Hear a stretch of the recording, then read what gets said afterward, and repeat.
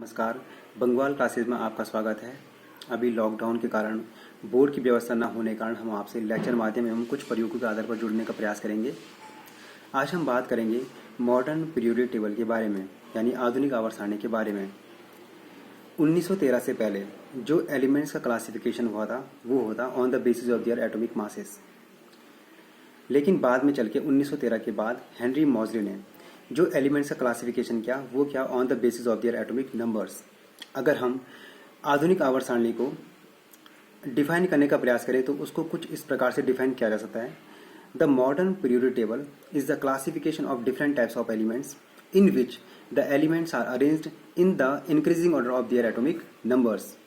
यानी आधुनिक आवर्त सारणी एक ऐसा वर्गीकरण है एलिमेंट्स का जिसमें विभिन्न प्रकार के अवयवों को उनके परमाणु क्रमांकों के बढ़ते हुए क्रम में रखा जाता है। अब हम बात करते हैं कि what is the structure of modern periodic table. अगर हम आधुनिक आवर्त सारणी के संरचना की बात करें तो इसमें आपको 18 वर्टिकल कॉलम्स देखने को मिलेंगे। प्रत्येक वर्टिकल कॉलम को कहा जाता है ग्रुप्स एवं आपको इसमें 7 हॉरिजॉन्टल लाइन देखने को मिलेंगी। प्रत्येक हॉरिजॉन्टल लाइन को कहा जाता है पीरियड्स।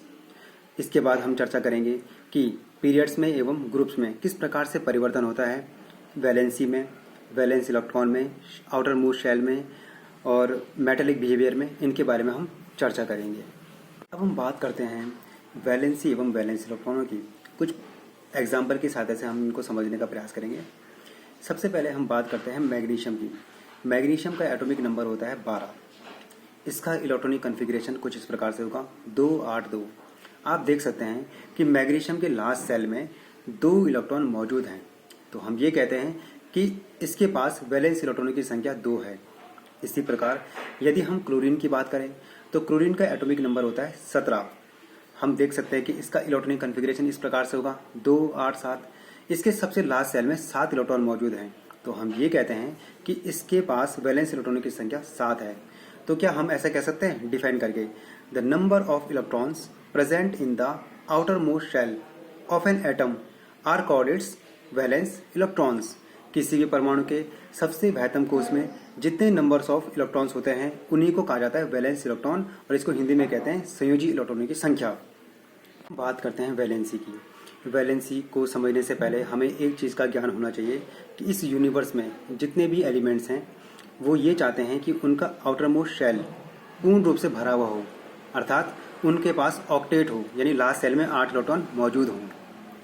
अब हम कुछ एग्जाम्पल लेते हैं। अगर हम एल्यूमिनियम की बात करें तो एल्यूमिनियम का एटॉमिक नंबर होता है 13। इसका इलेक्ट्रॉनिक कॉन्फ़िगरेशन कुछ इस प्रकार से होगा 2 8 3। अब इसके पास 2 विकल्प हैं, या तो ये 5 इलेक्ट्रॉन को ग्रहण करेगा और अपना ऑक्टेट पूरा करेगा, या फिर ये 3 इलेक्ट्रॉनों का दान करेगा और अपने ऑक्टेट को पूरा करेगा। इसके पास सबसे आसान विकल्प क्या है कि ये 3 इलेक्ट्रॉनों का दान कर सके, यही इसकी वैलेंसी कहलाती है। हम we can say that the valency of aluminium is 3। अगर हम बात करें पोटेशियम की तो पोटेशियम का एटॉमिक नंबर होता है 19। इसका इलेक्ट्रॉनिक कॉन्फ़िगरेशन कुछ इस प्रकार से होगा 2 8 8 1। इसको अपने ऑक्टेट को पूरा करने के लिए अपने लास्ट सेल से 1 इलेक्ट्रॉन रिलीज करना पड़ेगा। इसके बाद इसके आउटर मोस्ट शेल में 8 इलेक्ट्रॉन बच जाएंगे और ये कंप्लीटली फिल्ड होगा। इस प्रकार से हम कहेंगे कि पोटेशियम की वैलेंसी कितनी है, 1 है।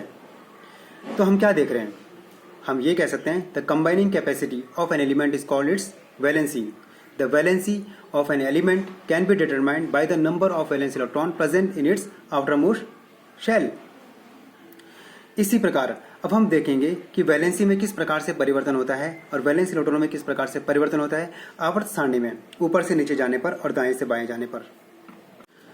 जब हम आवर्त सारणी में दाएं से बाएं जाते हैं तो ऐसी स्थिति में वैलेंसी पहले बढ़ती है और फिर डिक्रीज होती है, और आप इसको चेक कर सकते हैं। मैंने आपके लिए एग्जांपल लिया है, जैसे लिथियम की 1 होती है, बेरिलियम की 2 होती है, बोरोन की 3 होती है, कार्बन की 4 होती है।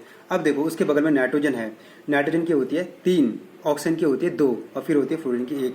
आप क्या देख रहे हैं, जैसे जैसे हम पीरियड्स के अनुदिश बढ़ रहे हैं बाएं से दाएं, ऐसी स्थिति में वैलेंसी पहले बढ़ रही है और फिर डिक्रीज हो रही है। इसी प्रकार जब हम किसी ग्रुप में ऊपर से नीचे की ओर आते हैं तो ऐसी स्थिति में वैलेंसी में कोई भी वेरिएशन देखने को नहीं मिलता है, ये हमेशा कांस्टेंट ही रहती है। जैसे अगर हम प्रथम ग्रुप की बात करें तो उसमें एलिमेंट कुछ इस प्रकार से lithium, sodium, potassium, rubidium, caesium, francium, इन सभी की वैलेंसी 1 होती है। इसी प्रकार दूसरे ग्रुप के एलिमेंट हैं आपका beryllium, magnesium, calcium, strontium, barium, इन सभी की जो वैलेंसी होती है वो होती है 2।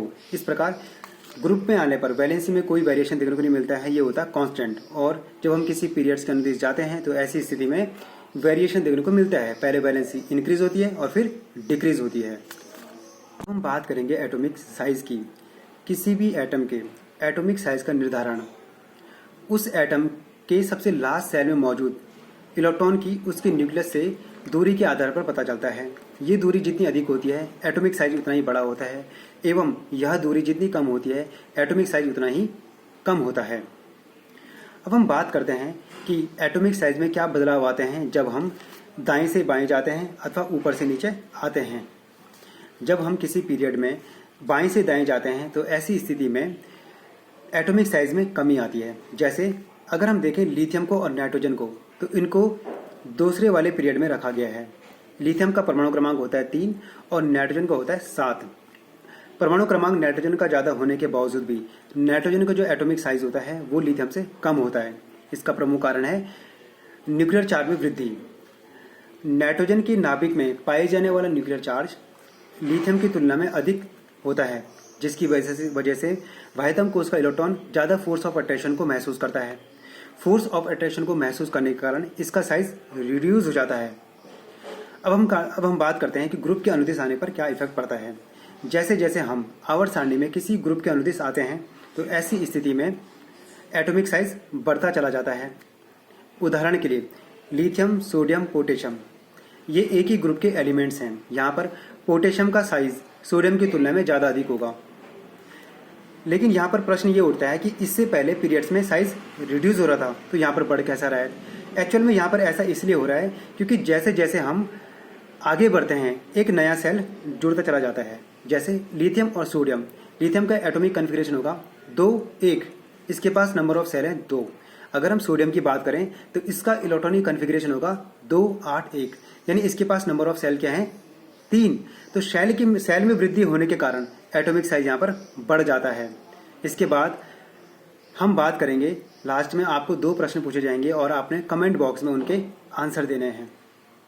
अब हम बात करते हैं कि आवर्त सारणी में मेटल्स, नॉन मेटल्स एवं मेटलॉइड्स की पोजीशन क्या है। जो मेटल्स हैं उनको रखा गया सबसे बाईं साइड, जो नॉन मेटल्स हैं उनको रखा गया सबसे दाईं साइड, एवं जो मेटलॉइड्स हैं उनको रखा गया बीच में।